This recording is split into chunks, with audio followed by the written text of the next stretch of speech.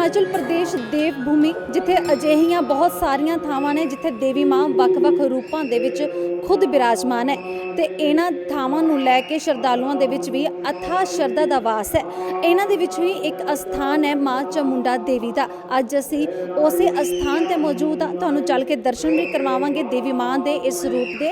राक्षस चंड अते मुंड दा वध करन दे चलदियां देवी मां नूं चामुंडा दे नाम दे नाल जानिया जांदा है। इस अस्थान ते नवरात्रियां नूं लै के ਵੱਖ-ਵੱਖ फुल्लां दे नाल लड़ियां दे नाल सजावट की गई है। मां दा दरबार भी हर वांग दी तरह इस वार भी बहुत सोहणे तरीके दे नाल सजाया गया। फर्क सिर्फ इन्ना है क्योंकि 2020 दे विच चले करोना काल ने इस त्यौहार दे भी रंग थोड़े जरूर फिक्के कर दिते ने, लेकिन श्रद्धालु आ रहे हैं अते नतमस्तक हो रहे हैं। हालांकि करोना काल दे चलदियां इत्थे एहतियात वरते जा रहे हैं। जिवें ही श्रद्धालु अंदर एंटर हुंदे ने ते मेन दाखले दे उपर ही लोग ਜਿਹੜੇ ਇੱਥੇ ਪਹੁੰਚ ਰਹੇ ਆ ਉਹਨਾਂ ਦੀ ਸਕਰੀਨਿੰਗ ਕੀਤੀ ਜਾ ਰਹੀ ਹੈ ताकि ਜੇਕਰ ਕਿਸੇ ਦੇ ਵਿੱਚ ਟੈਂਪਰੇਚਰ ਵੱਧ ਜਾਂ ਘੱਟ ਲੱਗਦਾ ਹੈ ਤਾਂ ਉਹਨਾਂ ਨੂੰ ਉੱਥੇ ਹੀ ਰੋਕਿਆ ਜਾਵੇ ਅਤੇ ਉਹਨਾਂ ਨੂੰ ਦੂਰ ਤੋਂ ਹੀ ਦਰਸ਼ਨ ਕਰਵਾ ਦਿੱਤੇ ਜਾਣ। ਕਿਸੇ ਵੀ ਸ਼ਰਧਾਲੂ ਨੂੰ ਮਾਯੂਸ ਹੋਣ ਦੀ ਵੀ ਲੋੜ ਨਹੀਂ ਪੈ ਰਹੀ ਹੈ ਕਿਉਂਕਿ ਜਦੋਂ ਸ਼ਰਧਾਲੂ ਆਉਂਦੇ ਨੇ ਉਹਨਾਂ ਦੀ ਸਕਰੀਨਿੰਗ ਹੋ ਰਹੀ ਹੈ, ਉਸ ਤੋਂ ਬਾਅਦ ਅੰਦਰ ਆ ਕੇ ਉਹਨਾਂ ਦੀ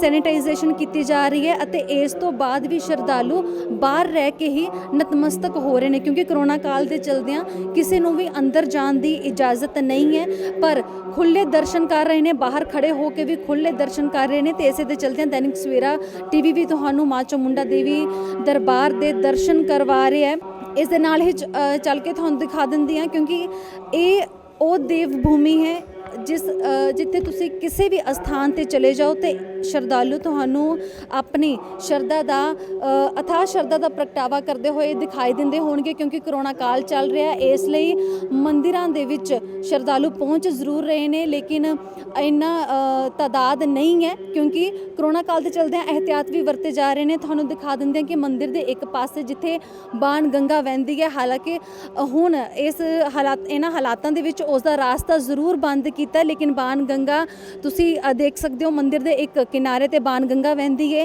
इस दे नाल जुड़ी कहानी भी तुहानू थोड़ी जी जरूर दस देंगे। आखदे ने कि किसी समय जदों इत्थे एक राक्षस रहिंदा सी ते रोज़ किसी ना किसी जीवित इंसान दी बलि लैंदा सी तां उस वेले देवी मां नू इस दे लई प्रार्थना कीती गई, आराधना कीती गई ताकि वो इस राक्षस तो छुटकारा पाउण। तां उस वेले देवी मां अते शिव दो मिल के इस राक्षस नू उदों मार मुकाया सी। तां ये आख्या सी कि इत्थे तेरी भुख जरूर मिटेगी लेकिन जीवित नहीं बल्कि मरे हुए इंसान दे नाल अते उदों तो ही प्रथा चलती आ रही है।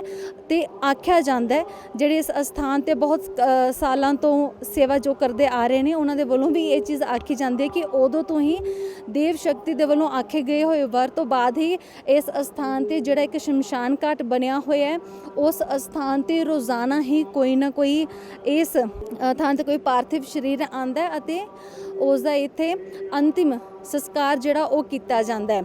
जेकर किसी दिन कोई अर्थी नहीं भी इत्थे आउंदी तां 1, 2 या 3 दिन छड़ के जरूर आउंदी है क्योंकि देवी देव भूमि है अते दिते हुए देव शक्ति दे वर तो बाद ये प्रथा जिहड़ी इत्थे इंज ही चली आ रही है।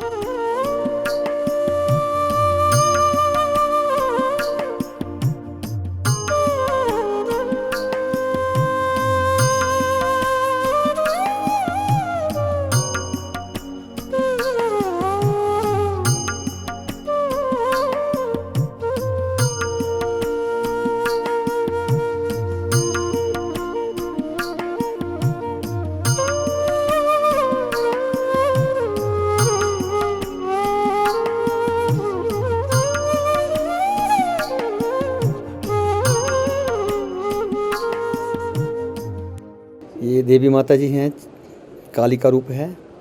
माता जी ने काली का रूप धार करके चंड और मुंड नाम के दुराक्षसों का वध किया था तो माता का नाम चामुंडा पड़ा। रक्त बीज नाम का दैत्य था, उसका रक्तपान किया था, धूम्रलोचन को भस्म किया था।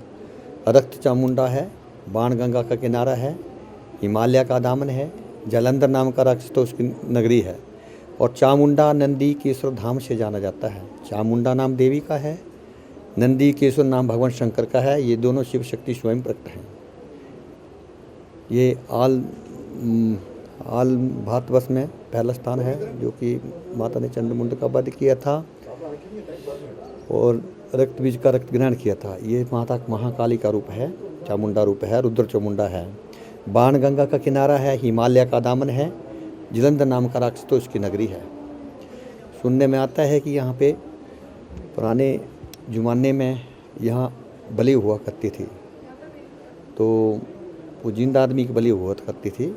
तो उसके बाद जो है भगवती को शांत करने के लिए शांत किया, और उसके बाद जो है वो जिंदा आदमी की बलि जो है राक्षस लेता था। तो उस राक्षस को भगवान शंकर ने वरदान दिया। तो राक्षस ने बोला कि मेरी मतलब बलि, मेरा तो ये मतलब भोजन है। तो भगवान शंकर ने उसे भगवान शंकर जी ने उस राक्षस को कहा कि हे मांसाहारी राक्षस, आज के बाद तुझे जिंदा आदमी की बलि नहीं मिला करेगी, मरा हुआ शव के रूप में जो मिला करेगा। तब तो यहाँ प्रथा है कि डेली डेड बॉडी आती है। एक दिन नहीं आए तो दूसरे दिन 2 हो जाती है, 2 दिन नहीं आए तो तीसरे दिन 3 हो जाती है।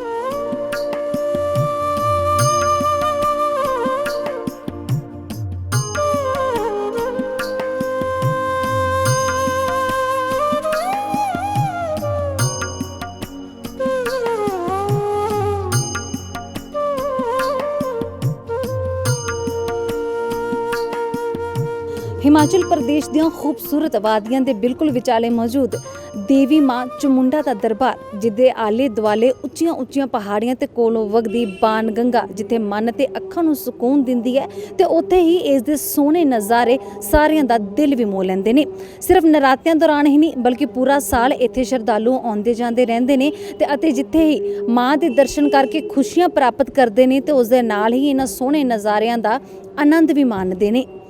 ਇਹਨਾਂ ਨਰਾਤਿਆਂ ਦੇ ਚੱਲ ਰਹੇ ਦਿਨਾਂ ਦੌਰਾਨ ਦੇਵੀ ਮਾਂ ਦੇ ਹੋਰ ਰੂਪਾਂ ਦੇ ਦਰਸ਼ਨਾਂ ਦੇ ਲਈ ਬਣੇ ਰਹੋ ਦੈਨਿਕ ਸਵੇਰਾ ਟੀਵੀ ਤੇ। ਕੈਮਰਾਮੈਨ ਜਤਿਨ ਦੇ ਨਾਲ ਸਰੂਚੀ, ਮਾਂ ਚਾਮੁੰਡਾ ਦੇਵੀ ਦਰਬਾਰ, ਜ਼ਿਲ੍ਹਾ ਕਾਂਗੜਾ।